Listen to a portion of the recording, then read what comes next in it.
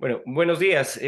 Bienvenidos a esta clase de la semana 7, decía, de la asignatura de Realidad Nacional y Diversidad Cultural, correspondiente a la carrera de Contabilidad y Auditoría en el paralelo A.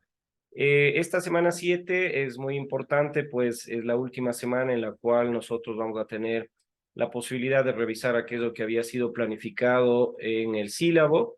Es la última semana previo al examen de evaluación parcial de contenidos que tenemos la siguiente semana. Esta evaluación será determinante en función de ver cómo realmente hemos nosotros en esta modalidad híbrida, eh, entendiendo cada uno de los temas, de los conceptos, de las actividades que se han propuesto en el sílabo y que han sido expuestas en el entorno virtual. Hoy nos corresponde ver una clase que debía haber sido tocada en la semana 6. Sin embargo, ustedes saben que teníamos que asistir a un seminario internacional. De hecho, se pidieron algunas actividades para que puedan realizarlas. En este sentido, evidentemente, creo yo que es necesario explicarles cómo se realiza la evaluación parcial de contenidos, de acuerdo al horario en el cual el profesor coordinador entregará el horario a cada uno de nosotros. Ya ustedes tendrán que conectarse, encender sus cámaras y realizar la evaluación que se expone por cada uno de los docentes en el entorno virtual.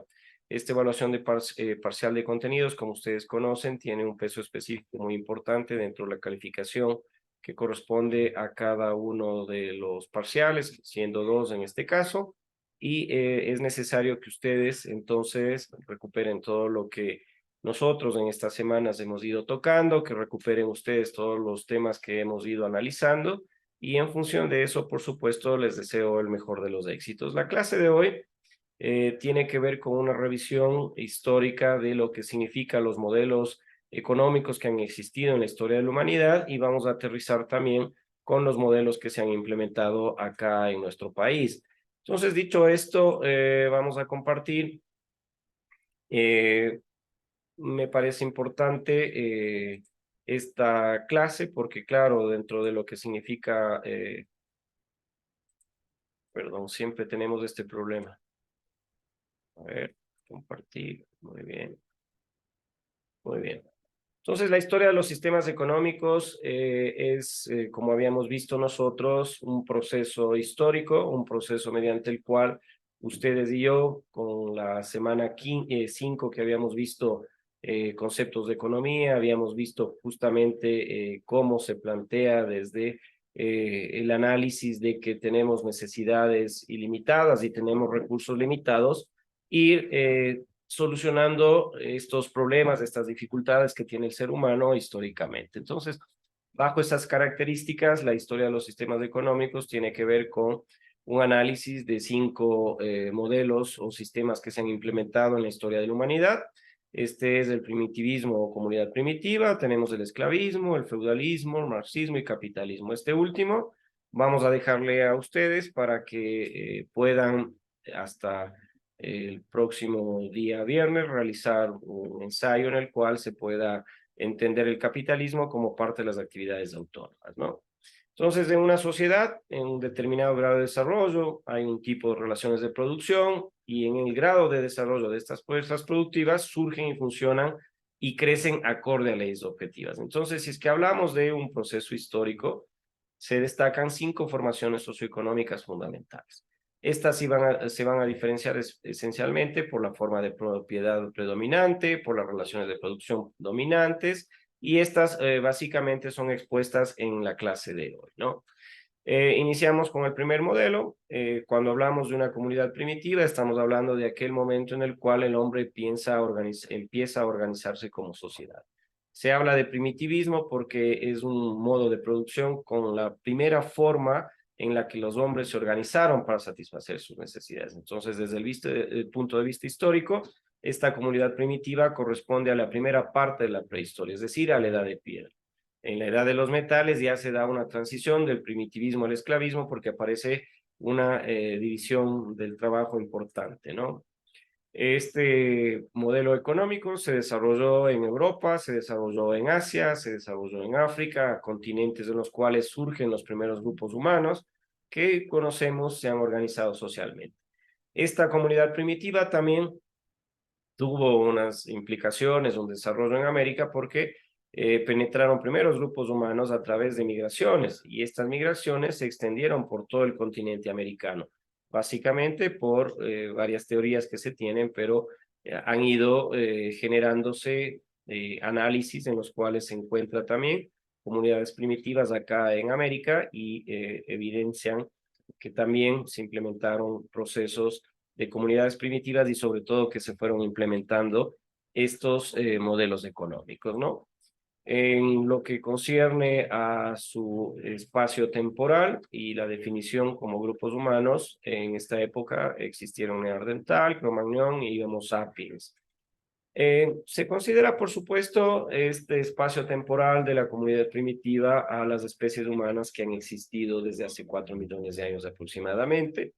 Eh, Evidentemente hay fósiles humanos muy similares, muy idénticos a los actuales, que tienen mucho más antigüedad. Sin embargo, lo que nosotros queremos hacer es tocar un tema y circunscribirnos al ámbito en el cual nos corresponde hablar del sistema económico, hablar del modelo económico. Y esto tiene que ver con la posibilidad de entender la forma en la cual vivían estas personas. Y estas personas vivían a partir de la caza y la recolección.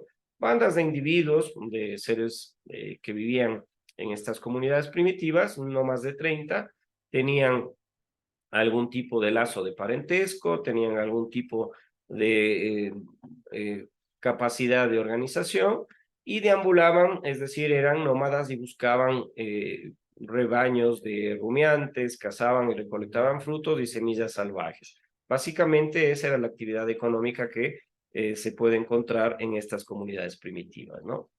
Si hablamos de las organizaciones sociales, estos básicamente se organizaban en hordas. Su definición es de que es una forma muy simple de la sociedad. No existe relación de paternidad, no existe una relación de filiación, no hay descendencia, un macho dominante que tiene la capacidad de reproducirse y se dedican a la recolección. Hay un clan o gens también denominado por los antropólogos y quienes estudian estos procesos humanos. Estos sí tienen descendencia, tienen también la caracterización de estar unidos como familia.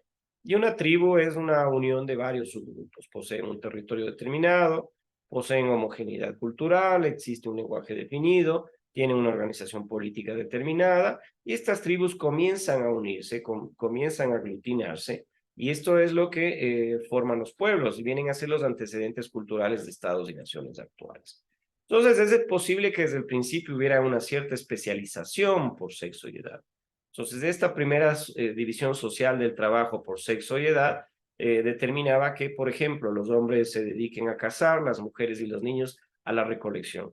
Y también puede existir que alguien más hábil con sus manos dedique más tiempo que otros a la fabricación de armas, al tratamiento de pieles, ya que la caza y la recolección son actividades dominantes y no quiere decir que fueran las únicas, pero también se han encontrado en estas excavaciones por parte de los antropólogos de que han existido instrumentos paleolíticos. Entonces, esta existencia de intercambios comerciales queda demostrada por la presencia de materiales como obsidiana, conchas marinas, o enterramientos a 2 o 1000 kilómetros del origen. Acá en nuestro país, por ejemplo, hay muchos antropólogos que han encontrado espóndilos de esta concha que se utilizaba para el intercambio comercial y claramente espóndilos lo encontramos en la costa ecuatoriana, concretamente en las culturas Manteña y Valdivia, ¿no? Entonces tiene que ver que la comunidad primitiva, entrando ya en materia de un sistema económico, que hay especialización por sexo y edad, hombres cazando, mujeres y niños recolectando,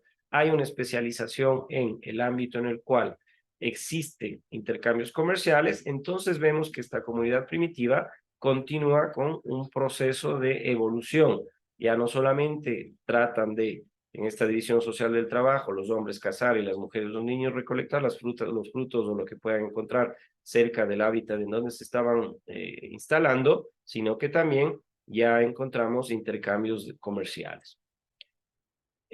Cuando pongo esta presentación y esta diapositiva específicamente es de que hay una expresión que se utiliza de bandas de cazador-recolectores. Entonces es muy habitual, no es adecuada para denominar este sistema económico. Entonces las bandas de cazadores-recolectores pueden ser cualquier grupo de animales, por ejemplo, pájaros que recogen semillas y que cazan insectos.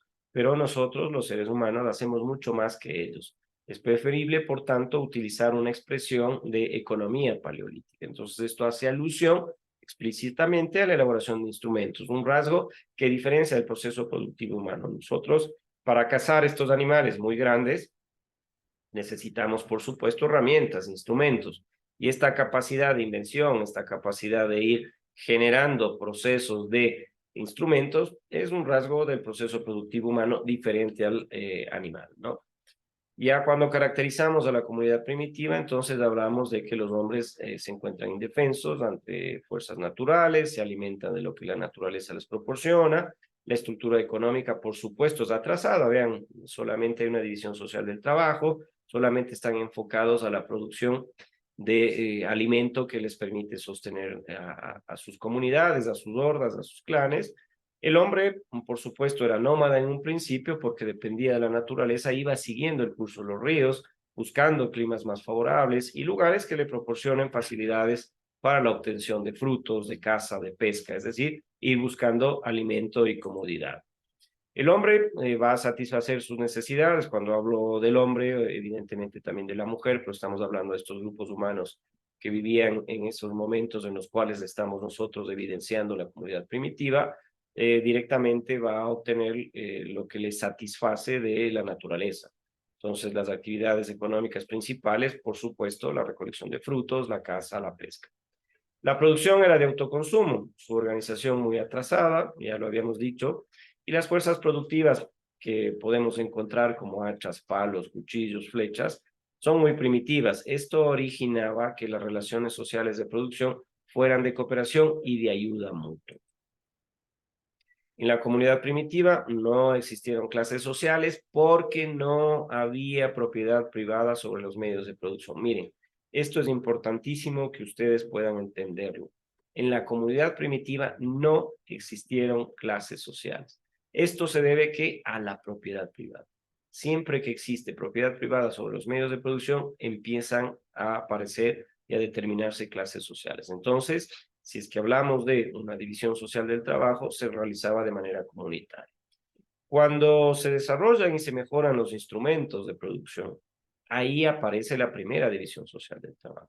Está determinada, como lo habíamos dicho, por sexo y edad. Entonces, en esta sociedad, a más de que la mujer era la encargada de recolectar los frutos, también tenía una tarea que hasta los días actuales, hasta los momentos actuales, podemos decir que lo hace, que es la distribución de los productos. Jugaba un papel muy importante. En la historia se conoce a esta capacidad de que la mujer sea la que dirige económicamente una sociedad en la distribución de los productos, porque lo hace de manera equitativa, porque lo hace de manera igualitaria, se llama matriarcado.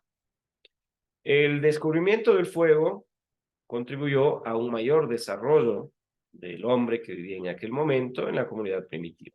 Permitió cocer sus alimentos, incorporar el pescado, por ejemplo, en la dieta, y surgió la segunda división social del trabajo. Los oficios, claro, con el fuego ya se podían cocer el barro y crear la alfarería, todos estos instrumentos que sirven para la cocina, para la cocción de alimentos, etcétera, para cocer los metales. Entonces, aparece ya la segunda división del trabajo. Recuerden ustedes, la primera división social del trabajo estaba dado por el sexo y la edad. Acá el fuego instrumentaliza el surgimiento de la segunda división social del trabajo a partir de los oficios.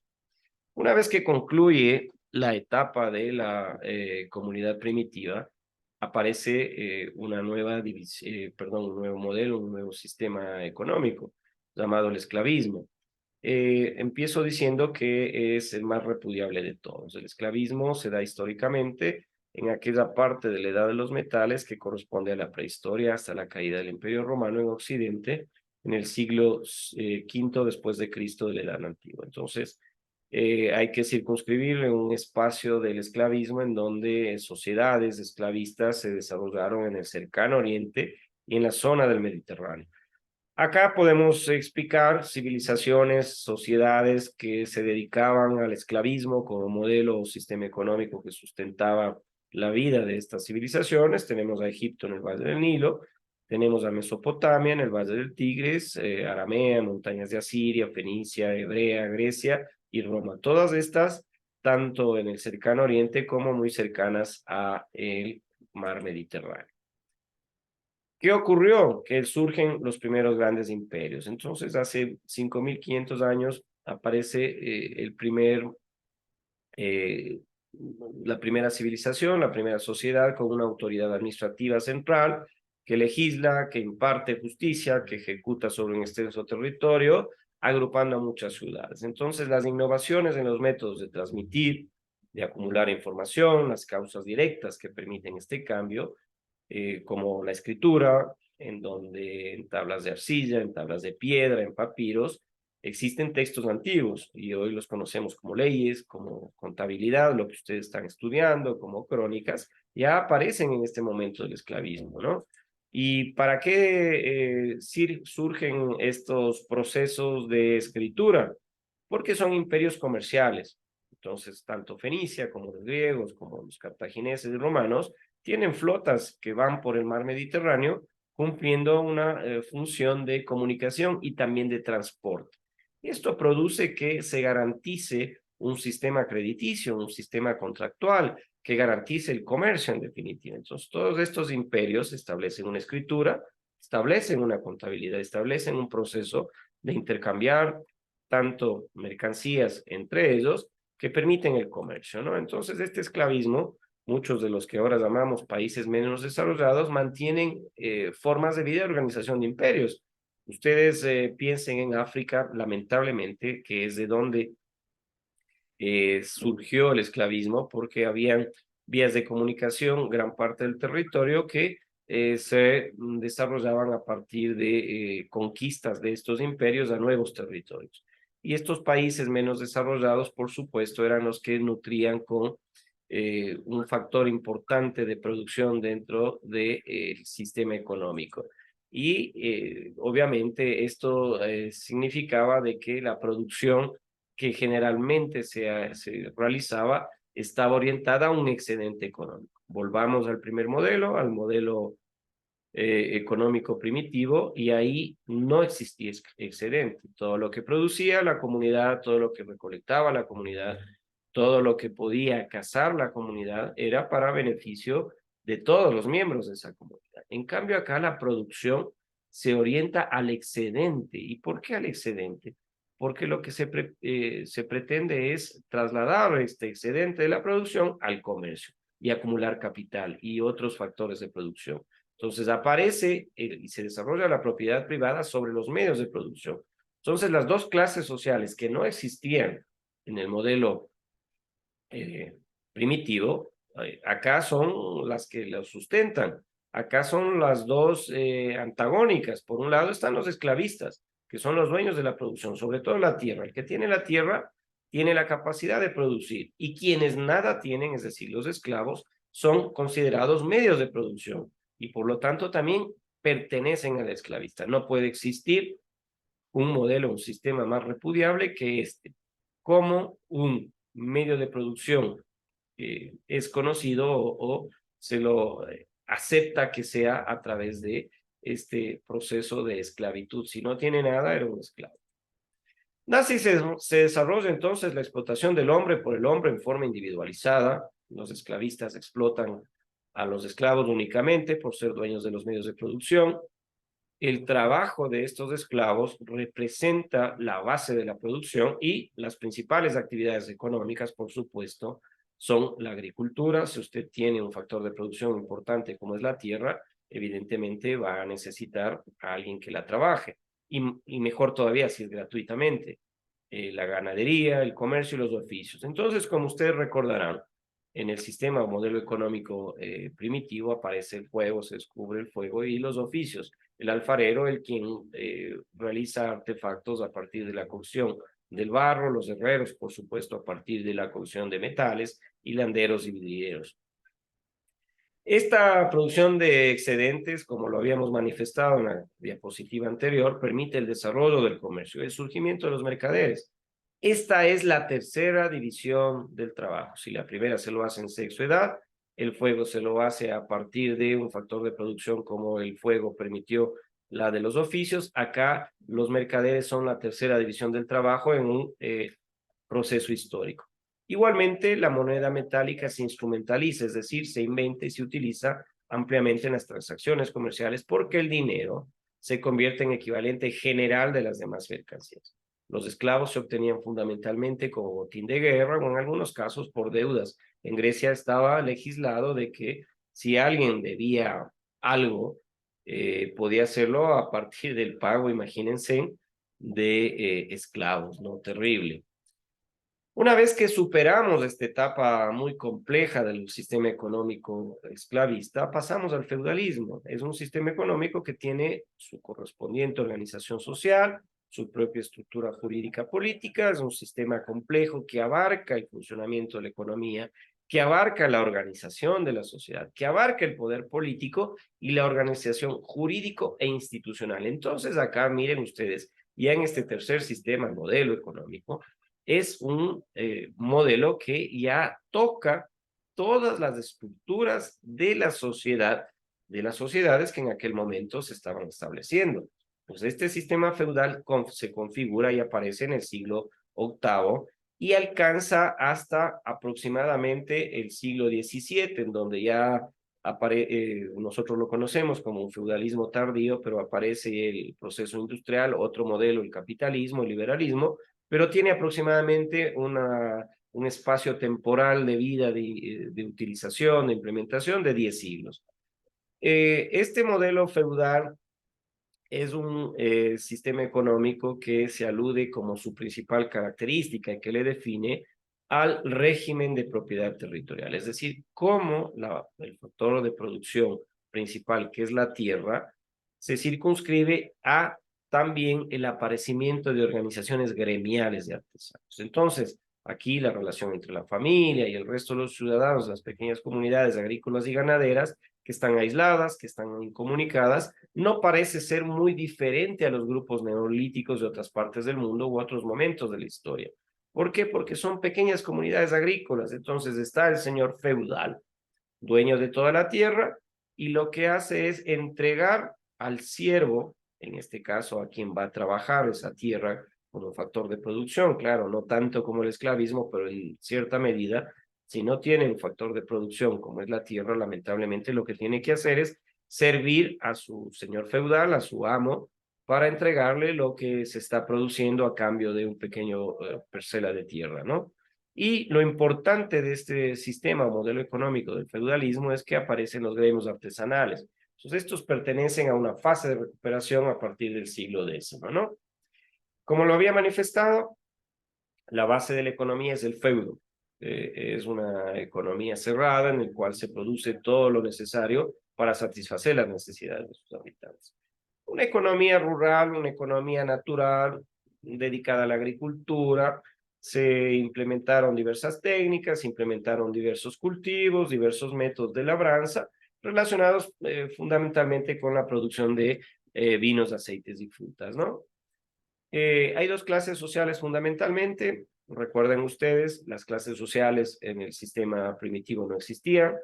En el sistema esclavista, dos clases sociales, es el esclavista y el esclavo. Acá también existen dos clases sociales fundamentales. Hay muchas más, pero básicamente se los diferencia entre el señor feudal, dueño del principal medio de producción, la tierra, y el siervo, quien era dueño de algunos instrumentos de producción. Y al mismo tiempo mantiene una relación de sujeción personal al señor feudal. ¿Por qué? Porque son explotados, entregan su excedente en diversas formas. Cuando se desarrolla el feudalismo, surgen los artesanos y estos se dedican a la producción no agrícola.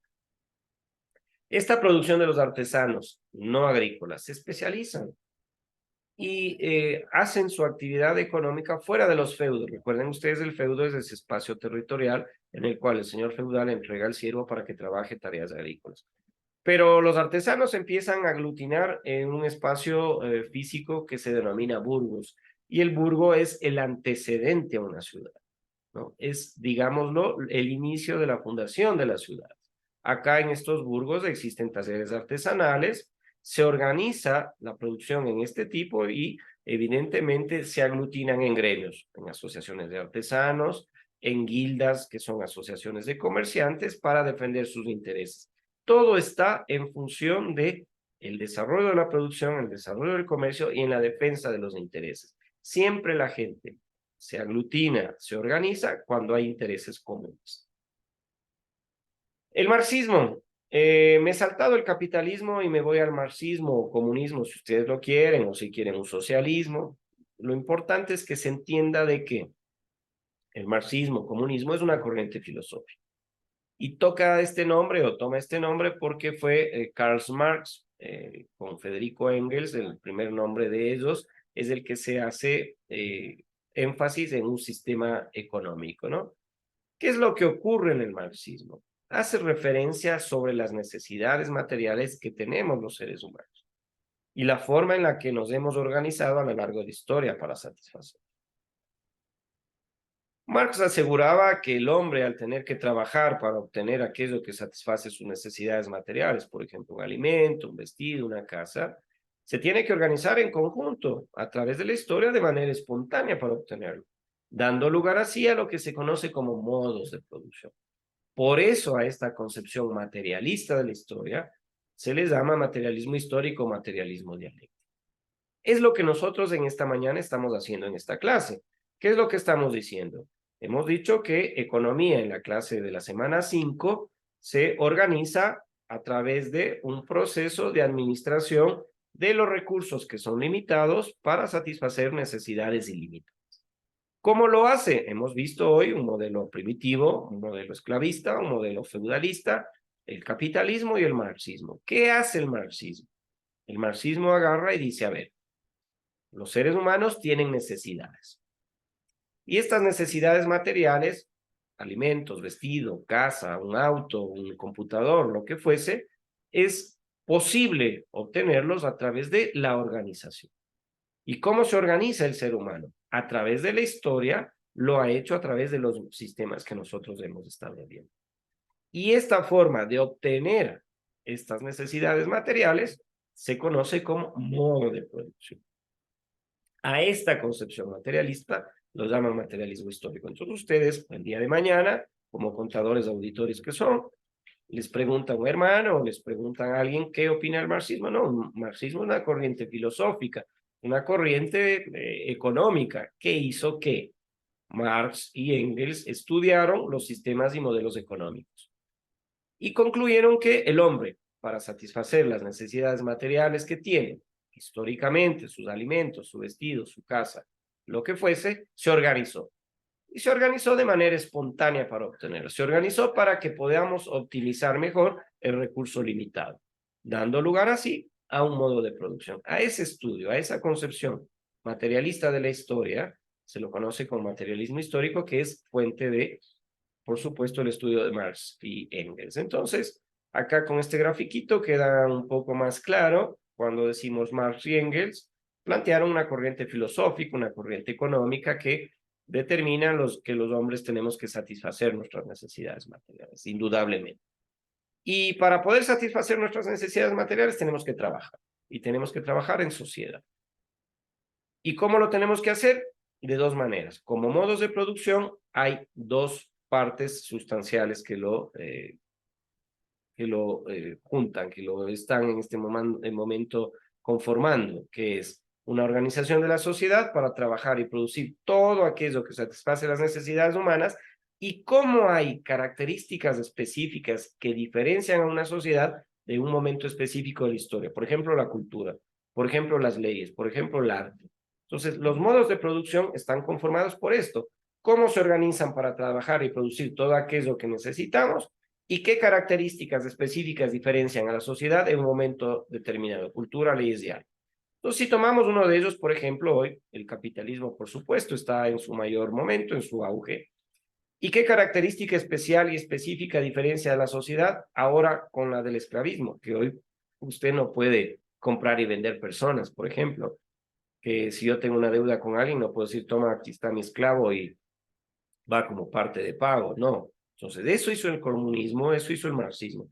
Entender que en la historia de la humanidad, las personas, la gente se organizó para trabajar, se organizó para producir, se organizó para que podamos de una u otra manera satisfacer nuestras necesidades y en cada momento de la historia existieron cultura, leyes, arte, procesos distintos unos como otros. Una vez que hemos dejado ya esta explicación con presentación y tal, abro el escenario porque es parte de la metodología que se ha implementado, la posibilidad de que Talía, Lisbeth, Luis, Yanela, está Gabriela, Yasmín, Gisela y todos quienes están en esta clase en la mañana de hoy puedan hacerme una pregunta, puedan ampliar algún concepto que probablemente no quedó muy claro y así podamos tener la posibilidad de entender qué es lo que en la clase de hoy hemos dicho. Está abierto el escenario, Lady también, Andrea, Caterine, Evelyn, por favor a todos.